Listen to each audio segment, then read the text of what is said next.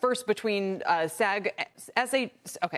First, she said talks between SAG and studios are resuming tomorrow. Speaking of SAG, the union also facing some backlash over its strict Halloween costume rules and Taylor Swift's Era Tour, ushering in perhaps a new era at theaters. Good thing Julia Borson is here with us on set today, our senior media and tech reporter. Welcome.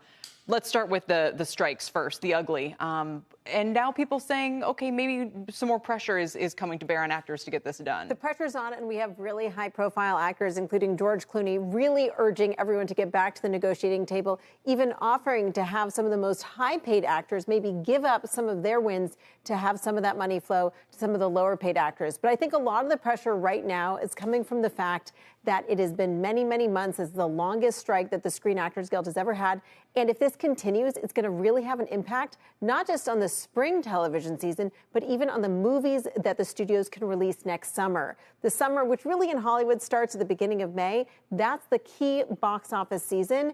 And you really need to know and have certainty about when you'll be able to either finish movies or complete these films or even just shoot them to get them ready for launch next summer. Have most of the films that would be released in, let's say, May, Memorial Day of next year, have most of them been completely shot or not so yet? A lot of them are mostly shot. But remember, in Hollywood, there are a lot of reshoots or pickups, things you need actors for. Maybe there's voiceovers that need to be done, but also you need to know when you're going to be able to start promoting these things. And the big box office movies are often advertised for months in advance. Yeah, and they haven't been able to do any promotion Exactly. so far. All right, let's move on to the next one, which kind of got my tickled my fancy this morning when I heard it on the Today Show. SAG issuing restrictions around dressing as any characters that could promote films or developments currently being picketed.